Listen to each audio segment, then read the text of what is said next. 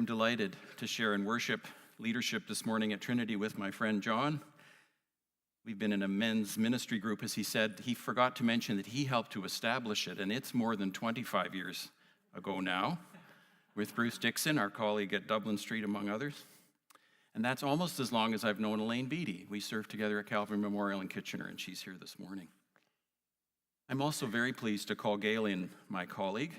We work together on a pastoral care team that provides support to ministers and their families. We were formed under the auspices of Hamilton Conference about 20 years ago.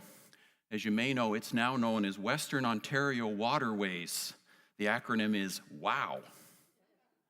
Can't make this stuff up. Stretching from Goderich now to Midland, from Cambridge to Tobermory.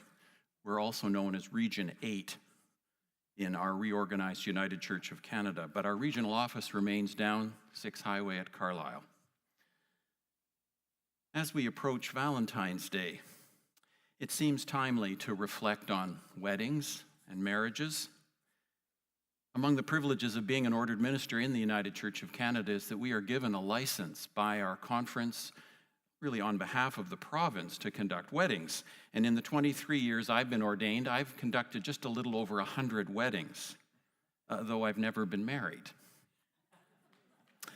And to quote one of my mentors, the late Father Bernie Hayes, he often begins his funeral homily by wandering down into the congregation and saying, "You know, I've never been married." And everybody laughs at the Catholic priest. And then Bernie always had a great sense of timing. He pauses and says, "But I hear it's hard work." And as a single person, I've learned a few things about weddings and marriages along the way, including from our epistle text this morning, 1 Corinthians chapter 13. Another colleague, Barb Curzon, was saying it gets read so often at weddings, but how much does it really unpack? So this morning, let's do a bit of that together. Written almost 2,000 years ago to a house church that St. Paul was encouraging, which was a very socially mixed community in Corinth, like most modern-day congregations, including Trinity Guelph. And this letter really is part of an ongoing conversation, which is a bit like a marriage. The part of the letter we read this morning describes some of the qualities of romantic love associated with a wedding ceremony.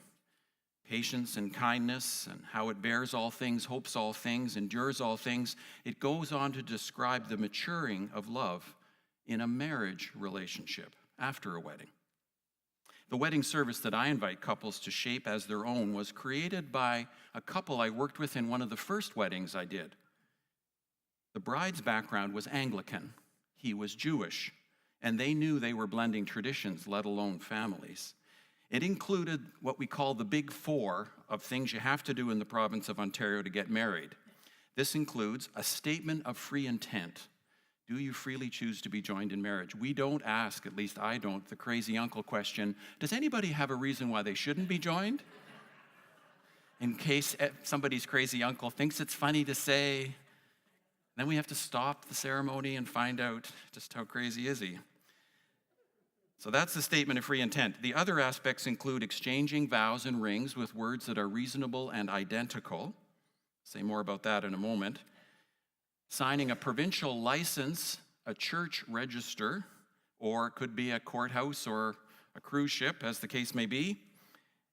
The people signing the license have to be over the age of 18 with their 2 witnesses and the minister, and everybody has to be sober. And that's the law.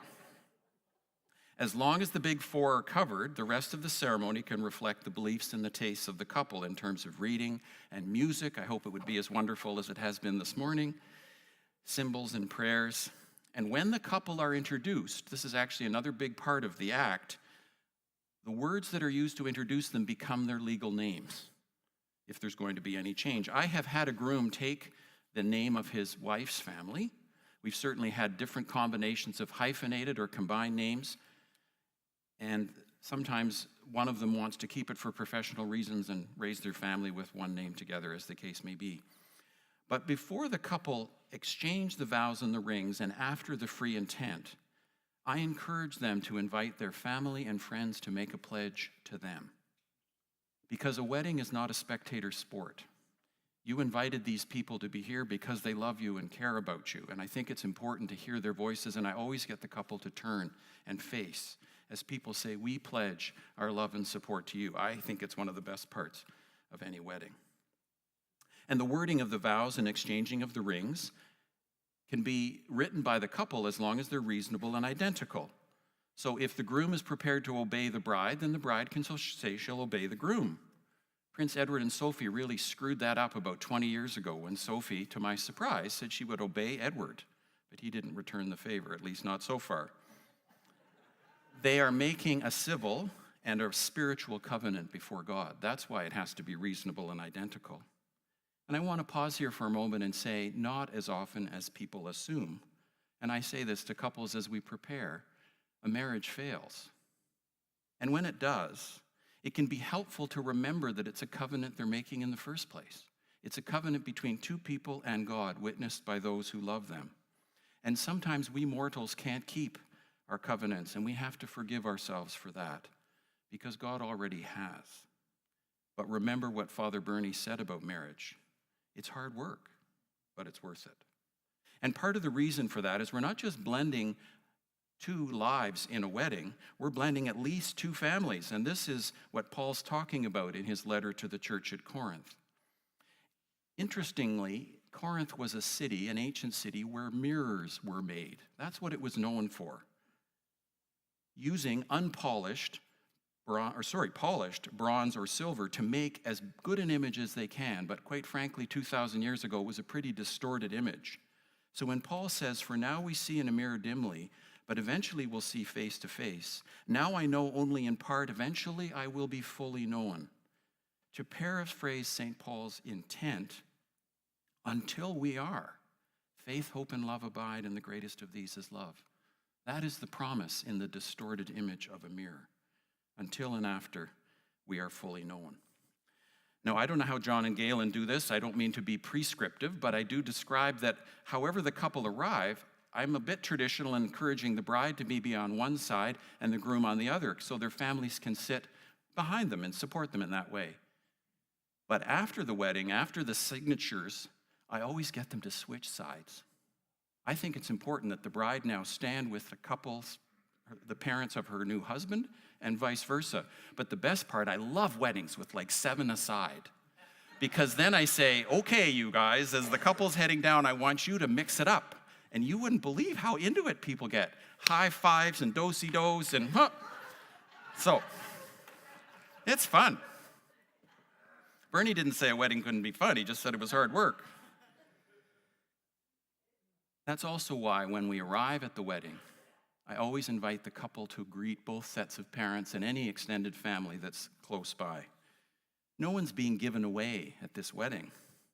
The couple's being married, and two families are being blended. It's also reflected in the prayers that I offer, which is another time I have the couple turn and face the congregation. Right after their exchange of rings, which includes words like, "May they trust each other in you, O God, and never be afraid." And today we recall the example and support of families, some who are fondly remembered, because weddings are very evocative for everybody. A lot of people meet at weddings. Some of my best business development, if I do a good job, and if they stay married.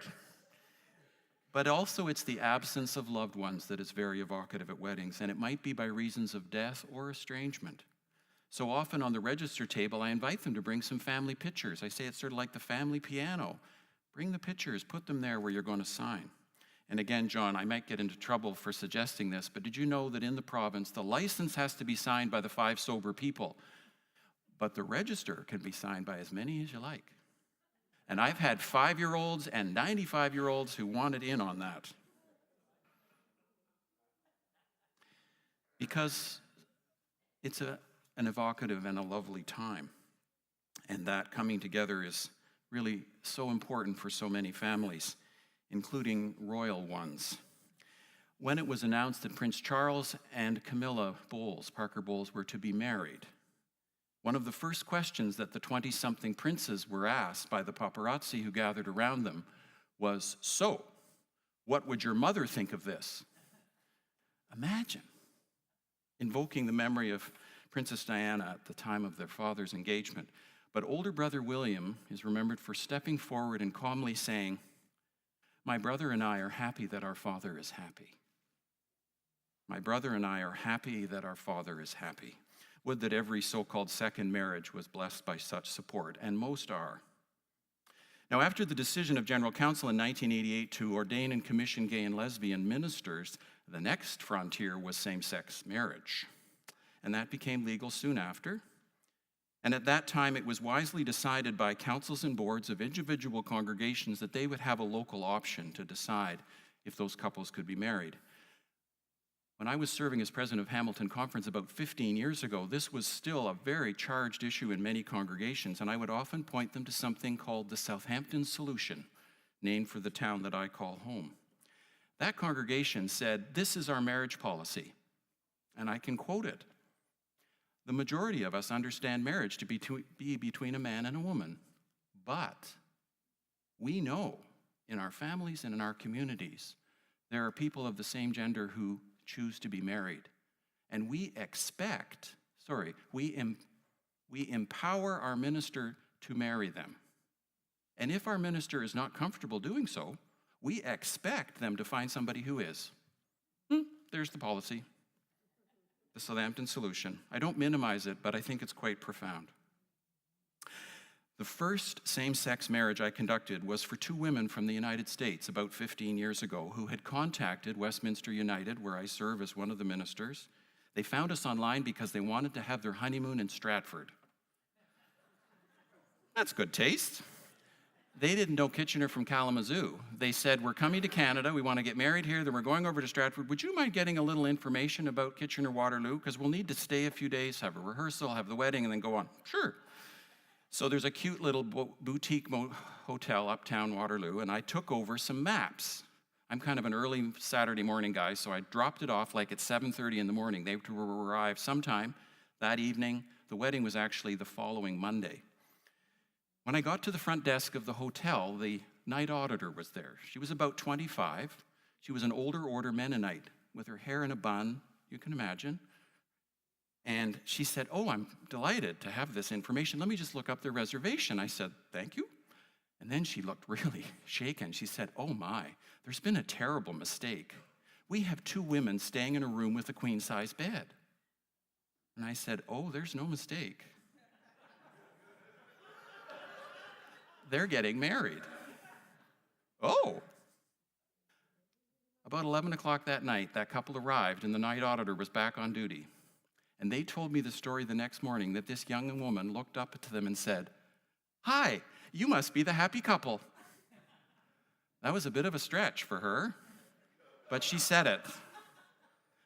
We honored her at that wedding because, the minister of their home congregation in the States was not even allowed to attend the service because she would lose her license if she did. I'm happy to say these 15 years later, she could have shared the wedding with me, but I'll always remember that couple. Now, when the Anglican and Jewish couple were married, this is only my second year as a minister, they said, "Oh, we're going to work a little cultural tradition in. You know the part about breaking the glass? We want you to do that." "Oh, okay." And we're quite a small group, maybe 15 at the wedding. What they didn't tell me is what they do now is they take a theatrical light bulb that's about the size of a cantaloupe and put it in a linen cloth and put it under your heel. And I was supposed to break the ball, say Mazel Tov, and then announce their names, because then they were going to go out with their switch of sides. They liked that part. Have you ever stepped on a theatrical light bulb? Are you as jumpy as I am? So I did. And then I introduced them as Anne and Mark Mazel Tov.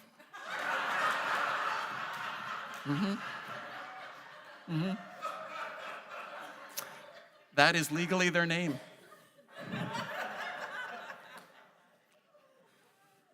Oh, you can't make this stuff up. It's always timely to recall that a sense of humor is another quality of love that St. Paul didn't expressly mention, but I'm sure he intended to include it in the epistle. It's also timely to recall the qualities of love in a wedding and a marriage that St. Paul described in his letter to the church at Corinth. And in this season of Epiphany, and it was lovely to see the screen with the Magi, we have them a few more days with us, to recall how they were transformed by their encounter with the Christ child. And they literally went home by another way, rather than back to King Herod. And God knows Herod has some contemporaries now. And so I want to close by recalling the wisdom of Minnie Haskins. She's the poet who wrote God Knows. And it was invoked by King George VI, the father of Her Majesty the Queen, in his Christmas message in 1939 amidst the outbreak of World War II. It may seem like an unusual way to mark the end of a sermon about weddings, but I think it speaks well to all of us at all times, and maybe especially now. And the king said, I said to the one who stood at the gate of the ear, give me a light that I may tread softly into the unknown. And they replied, go out into the darkness and put your hand into the hand of God. That shall be better to you than light and safer than the known way. And then the king added, may that almighty hand guide and uphold us all. May it be so.